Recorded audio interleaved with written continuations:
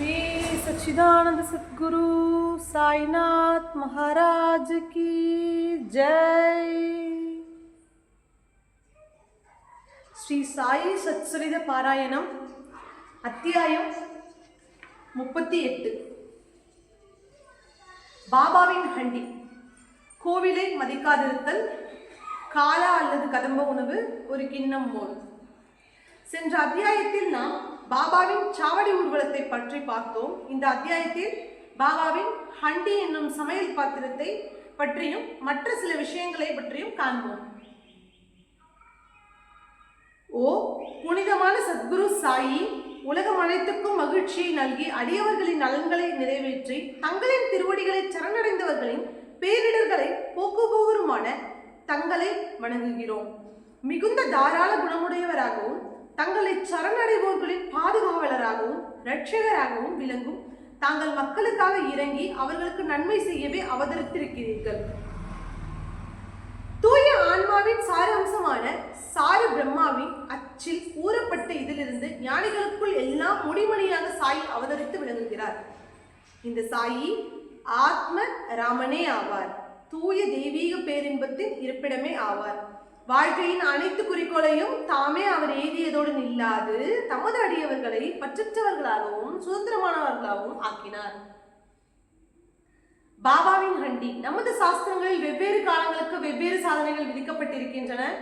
தவம் கிருதயுகத்துக்கும், ஞானம் திரேதாயுகத்துக்கும், யக்ஞம் துவாபர யுகத்துக்கும், தானம் கலியுகத்துக்கும் சிபாரிசு செய்யப்பட்டிருக்கின்றன. தானங்கள் அனைவற்றிலும் அன்னதானமே சிறந்தது.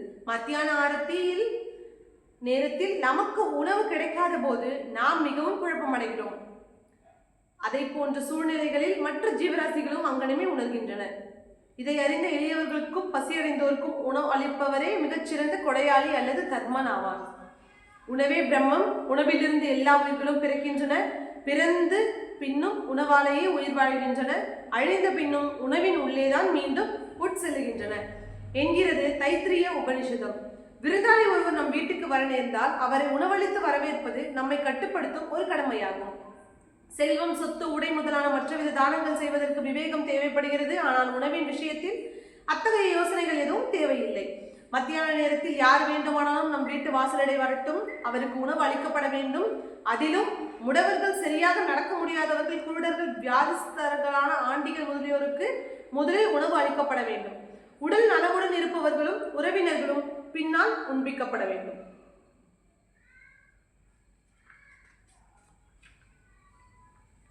முதலில் குறிப்பிட்டோருக்கு உணவளிப்பதால் உண்டாகும் புண்ணியம் பின்னால் குறிப்பிட்டவர்களுக்கு அளிப்பதை விட மிகவும் அதிகமாகும். அன்னதானம் இல்லாத மற்ற தானங்கள் எல்லாம் நிலவற்ற நட்சத்திரங்கள் போன்றும், பதக்கமற்ற அட்டிகை போன்றும், முடிமணியற்ற கீடம் போன்றும், தாமரையற்ற குலத்தை போன்றும், பக்தியற்ற பஜனை போன்றும், குங்குமமற்ற சிவங்கலியை போன்றும், இனிமையான சாரீரம் இல்லாத பாடலை போன்றும், உப்பற்ற தயிரை போன்றுமாக இருக்கிறது. பருப்பு சூப் மற்ற எல்லா பதார்த்தங்களை விட சிறந்திருப்பதை போன்று மற்ற எல்லா புண்ணியங்களையும் விட சிறந்தது அன்னதானமாகும். இப்போது பாபா எங்கனம் உணவு சமைத்து அதை விநியோகித்தார் என்பதை பற்றி காண்போம். பாபாவுக்காக ஒரு சிறிதே உணவு தேவைப்பட்டது என்றும் அவருக்கு தேவையானதும் சில வீடுகளில் பிச்சை எடுத்து பெறப்பட்டது என்றும் முன்னமே எடுத்துச் சொல்லப்பட்டது. ஆயின் அனைவருக்கும் உணவளிக்க வேண்டும் என்று அவர் தீர்மானித்ததால் அவராகவே எல்லா ஏற்பாடுகளையும் செய்திருக்கிறார். இந்த விஷயத்தில் அவர் எவரையும் சார்ந்திருக்கவோ தொல்லைப்படுத்தவோ இல்லை. முதலில் கடைவேதிக்கு சென்று சோளம், மாவு, நறுமண பலசரக்குகள் வகைகளை வாங்கி எல்லாவற்றையும் பணம் கொடுத்து வாங்குகிறார். கோதுமை அரைத்தலையும் தாமே செய்கிறார். மசூதிக்கு முன்னால் உள்ள திறந்த வெளியில் ஒரு பெரிய அடுப்பை வைத்து நெருப்பை மூட்டி அதற்கு மேல் ஹண்டி என்னும் பெரிய பாத்திரத்தை சரியான அளவு தண்ணீர் ஊற்றி வைக்கிறார். 2 விதமான ஹண்டிகள் இருந்தன. ஒன்று சிறியது, மற்றொன்று பெரியது. முன்னது 50 பேருக்கு உணவளிக்க ஏற்றது, பின்னது 100 பேருக்கானது. சில சமயம் அவர் மிட்டா சாவல் என்னும் சர்க்கரை பொங்கலை சமைத்தார். மற்றும் சில சமயங்களில் புலவை மாமிசத்துடன் சமைத்தார். சில சமயங்களில் கொதித்துக் கொண்டிருக்கும் வரன் என்னும் சூப்பில் கோதுமை மாவை சிறு உருண்டைகளாகவோ அல்லது தட்டையான ரொட்டிகளாகவோ செய்து மிதக்க வைத்தார். வாசனை பொருட்களை அம்மியில் அரைத்து இடித்து தூளை சமையல் பாத்திரத்தில் போட்டார். உணவை மிகவும் சுவையானதாக்க அவர் எல்லா சிரமங்களையும் எடுத்துக்கொண்டார். ஜவ்வாரி, கேழ்வரகு, மாவை தண்ணீருடன் கொதிக்க விட்டு அதை தயிருடன் கலந்து கூழாக தயார் செய்தார்.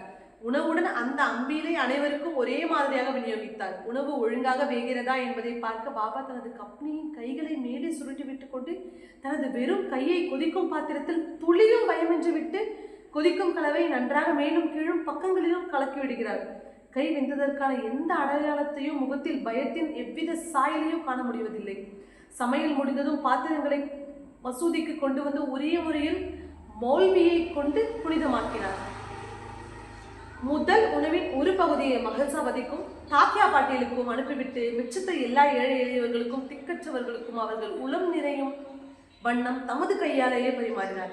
பாபா தாமே சமைத்து தாமே பரிமாறிய உணவை உட்கொண்டவர்கள் நிச்சயமாக ஆசீர்வதிக்கப்பட்டவர்கள், அதிர்ஷ்டசாலிகள். இத்தருணத்தில் ஒரு சில சந்தேகத்தையும் கிளப்பலாம். பாபா காய்கறியும் அசைவ உணவையும் பிரசாதமாக தமது அடியவர்களுக்கு ஒரே மாதிரியாக வழங்கினார். விடை வெளிப்படையானதும் எளிதுமாகும். அசைவ உணவு பழக்கப்பட்டோருக்கு ஹண்டியில் இருந்து பிரசாதமாக உணவு வழங்கப்பட்டது. அதில் பழக்கமில்லாதவர்களை அதை தொட அனுமதிப்பதில்லை. இவ்வுணவை விசேஷமாக அனுசரிக்காமல் அவர்களிடம் எவ்வித விருப்பத்தையோ ஆசையையோ தூண்டவிட்டதில்லை. குருவே பிரசாதமாக எதையாவது அளிக்கும் போது அது ஏற்றுக்கொள்ளத்தக்கதா இல்லையா என்று எண்ணுபவன் நரகத்தை அடைகிறான் என்னும் ஒரு கொள்கை நன்றாக உறுதி செய்யப்பட்டிருக்கிறது. இந்த கொள்கையை எந்த ஒரு சீடனும் எவ்வித மனதில் ஏற்றுக்கொண்டிருக்கிறான் என்பதை அறிய சில நேரங்களில் பாபா சோதனைகள் நடத்துவார். உதாரணமாக ஒரு ஏகாதசி தினத்தன்று தாத்தா கேள்களிடம் சில ரூபாய்களை கொடுத்து அவரையே நேராக கொரலாவுக்கு சென்று அங்கிருந்து மாமிசம் வாங்கும் வரும்படி கூறுகிறார். இந்த தாத்தா கேள்கர் ஒரு வைதீக பிராமணர். எல்லா வைதீக சம்பிரதாயங்களையும் வாழ்க்கையில் அனுசரித்தவர். செல்வம், தானியங்கள், உடை முதலியவைகளை சத்குருவிற்கு சமர்ப்பித்ததெல்லாம் போதாது என்றும் முழு நிறை நம்பிக்கையுள்ள கீழ்ப்படிதலும் அவரது உத்தரவுகளை சரிநுட்பமாக நிறைவேற்றுதலுமே அவரை மகிழ்விக்கும் உண்மையான தட்சிணையாகும் என்பதை அவர் அறிவார். எனவே தாத்தா கேல்கர் உடைகளை உடுத்திக்கொண்டு அவ்விடத்துக்கு கிளம்பினார். பாபா பிறகு அவரை கூப்பிட்டு நீயே போகாது, யாரையாவது அனுப்பு என்று கூறினார். இதன் பேரில் தாத்தா தமது வேலையால் பாண்டுவை இதற்காக அனுப்பினார். பாபா அவரையும் திரும்பி வர சொல்லி அதையும் ரத்து செய்து விட்டார். மற்றொரு சந்தர்ப்பத்தின் போது புலவென்னும் மாமிச கறியில் உப்பு சரியாக இருக்கிறதா என்பதை சற்று சுவைத்து பார்க்கும்படி பாபா தாத்தாவை கேட்டார். பின்னவர் சாதாரணமாகவும் முறைக்காகவும் அது சரியாக இருக்கிறது என்று கூறினார். அதற்கு பாபா நீ அதை கண்ணால் பார்த்தோ நாவால் சுவைத்ததோ கிடையாது, பின்னர் அது எப்படி சுவையாக இருக்கிறது என்று உரைக்க முடியும். பாத்திரத்தின் மூடியை திறந்து பார் என்று கூறிக்கொண்டே பாபா அவரது கையை பிடித்து பானைக்குள் அழுத்தி கையை முன்னால் நீட்டி கரண்டியை எடுத்து வைதீகத்தை பற்றி கவலைப்படாமல் பதறாமல் கொஞ்சம் எடுத்து சாப்பாட்டில் போட்டுக்கொள் என்றார். தாய்க்கு குழந்தையிடம் ஒரு உண்மையான அன்பின் அலை தோன்றும் போது அதை கிள்ளிவிட்டு அழத் தொடங்கியதுடன் தன் மார்போடு அணைத்துக் கொள்கிறார். அவ்வாறே பாபா உண்மையான தாய் என்ற முறையில் தாத்தா கேல்கரை இவ்விதமாக கிள்ளிவிட்டார். உண்மையில் எந்த ஞானியோ அல்லது குருவோ தடுக்கப்பட்ட உணவை தமது வைதீக சீடரை உண்ணும்படி வற்புறுத்தி அதன் மூலம் தம்மை கீழ்ப்படுத்திக் கொள்ள மாட்டார்கள்.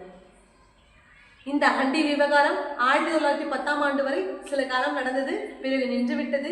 முன்னரே கூறியதை போன்று தாசகுரு பாபாவின் புகழை பம்பாய் மாநகரங்களும் தம் கீர்த்தனைகளால் பரப்பினார். அப்பகுதியில் இருந்து ஷிரடிக்கு மக்கள் திரளாக வந்து கொண்டு கூட தொடங்கினர். ஷிரடி சில நாட்களுக்குள்ளாக ஒரு புனித கஷேத்திரமாக மாறிவிட்டது.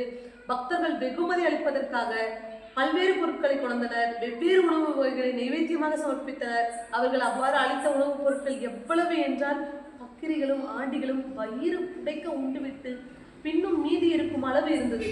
எங்கனம் நைவேத்தியம் பகிர்ந்தளிக்கப்பட்டது என்று கூறும் முன்பு உள்ளூரில் இருந்த கோவில்களிலும் மீதும் தெய்வங்களின் மீதும் பாபாவுக்கு எத்தகைய மரியாதையும் ஆர்வமும் இருந்தது பற்றி விளக்கும் நானா சாஹிப் சாந்தோர்களின் கதையை எடுத்துக்கொள்வோம்.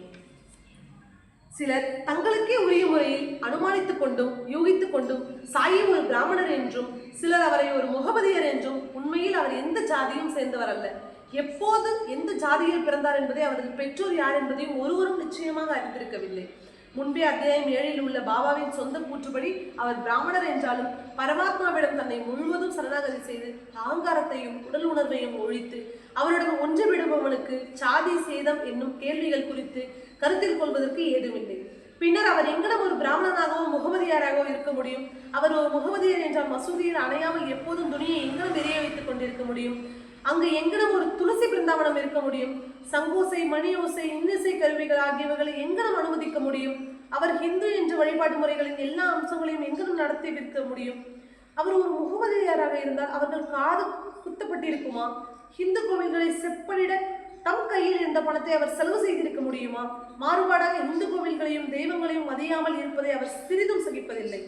ஒருமுறை நானா சாஹேப் சாந்தோர்கர் பினிவாலே என்ற தனது ஷட்கருடன் ஷிரடிக்கு வந்தார். அவர்கள் மசூதிக்கு சென்று பாபாவின் முன்னால் அமர்ந்து பேசிக் கொண்டிருந்த போது பாபா திடீரென்று நானா சாஹேபின் மீது கோபம் அடைந்தார். நீ இவ்வளவு காலம் எனது கூட்டுறவில் இருக்கிறாய், எங்களும் நீ இவ்விதம் நடந்து கொள்கிறாய் என்று அவரை கேட்டார். முதலில் நானா சாஹேபுக்கு ஒன்றும் புரியவில்லை. தாழ்மையுடன் விளக்கும்படி கேட்டுக்கொண்டார். பாபா அவரை கோவர்காம் எப்போது வந்தார் என்றும் அங்கிருந்து ஷிரடிக்கு எங்கனம் வந்தார் என்றும் கேட்டார். உடனே நானா சாஹேப் தன் தவறை புரிந்து கொண்டார். அவர் ஷிரடிக்கு வரும்போதெல்லாம் கோவர்காவனில் கோதாவரி கரையில் உள்ள தத்தரின் கோவிலில் வழிபட்டு வருவது வழக்கம். ஆனால் இம்முறை தத்தரின் பக்தரான தனது உறவினரையும் அக்கோவிலுக்கு போகாமல் தடுத்து தாமதத்தை தவிர்க்கும் பொருட்டு ஷிரடிக்கு நேராக வந்து விட்டார் எனவும் இக்குற்றத்தை எல்லாம் அவர் பாபாவிடம் ஒப்புக்கொண்டு கோதாவரியில் குளித்துக் கொண்டிருக்கும் போது ஒரு பெரிய முள் அவர் பாதத்தில் குத்திவிட்டதனால் அது அவருக்கு மிகுதியான தொல்லையை கொடுத்தது என்று கூறினார். பாபா அது அவருக்கு லேசான தண்டனை என்று கூறி எதிர்காலத்தில் ஜாக்கிரதையாக இருக்கும்படி கூறினார். அடுத்த கதை கதம்பு உணவு. நெய்வேத்தியம் விநியோகிக்கப்படும் கதைக்கு திரும்புவோம். ஆரத்தி நிகழ்ச்சி முடிந்த பின்னால் எல்லோரையும் உதவியுடனும் ஆசீர்வாதங்களுடனும் அனுப்பிய பிறகு உள்ளே சென்று நிம்பாலில் தமது முதுகை சாய்த்து கொண்டு 2 வரிசையில் உள்ள பந்தியுடன் அமர்ந்திருப்பார். நெய்வேத்தியம் கொண்டு வந்த பக்தர்கள் பூரி, மாண்டி, போலி, பாசந்தி, சன்சா, சோறு முதலியவை உள்ள தங்களது உணவு பதார்த்தங்களை வலிந்து உள்ளே அனுப்புவார்கள். பாபாவினால் புனிதமாக்கப்பட்ட உணவின் பிரசாதத்திற்காக வெளியே காத்து கொண்டிருப்பார்கள். எல்லா உணவுகளும் கதம்ப கூட்டாக கலக்கப்பட்டு பாபாவின் முன் வைக்கப்படும். அதை அவர் கடவுளுக்கு சமர்ப்பித்து விட்டு புனிதப்படுத்துவார். அதன் பகுதிகள் வெளியில் காத்து கொண்டிருக்கும் நபர்களுக்கு அளிக்கப்பட்டு மீதமுள்ள பாபா நடுநாயகமாக அமர்ந்திருக்கும் மக்களுக்கு பரிமாறப்படும். 2 வரிசையில் அமர்ந்திருக்கும் பக்தர்கள் வயிறார உண்ணுவர். புனிதமாக்கப்பட்ட உணவை உள்ளே அமர்ந்திருக்கும் அனைவருக்கும் ஒருவரின் தேவையையும் சௌகரியத்தையும் கவனித்து பரிமாறும்படி நானா சாஹேப் டிமோன்கரையும் ஷாமாவையும் பாபா தினந்தோறும் கேட்டுக்கொள்வார். அவர்கள் இதை மிகவும் ஜாக்கிரதையாகவும் பிரியத்துடனும் செய்வர். இவ்வாறு அளிக்கப்பட்ட ஒவ்வொரு கலவ உணவும் அடியவர்களுக்கு போஷாக்கையும் திருப்தியையும் தந்தது. எத்தகைய இனிமையான விருப்பமான புனிதமாக்கப்பட்ட உணவு அது! எப்போதும் புனிதமானது, தெய்வீகமானது. அடுத்த கதை ஒரு கிண்ணம் மோர். ஒருமுறை இந்த கூட்டத்தில் இருந்தபோது ஹேமட்பந்த் வயிறு நிறைய சாப்பிட்டு விட்டார். அப்போது பாபா அவருக்கு ஒரு கிண்ணத்தில் மோர் கொடுத்தார். அதன் மென்மையான தோற்றம் அவரை மகிழ்வித்தது. ஆனால் வயிற்றில் அதற்கு இடம் இருக்காது என்று அஞ்சி லேசாக உறிஞ்சினார். மிகவும் சுவையாக இருந்தது. அவரது தடுமாறும் எண்ணத்தை புரிந்து கொண்ட பாபா, எல்லாவற்றையும் குடித்துவிடு, இனிமேல் இந்த மாதிரி வாய்ப்பு உனக்கு கிடைக்காது என்று கூறினார்.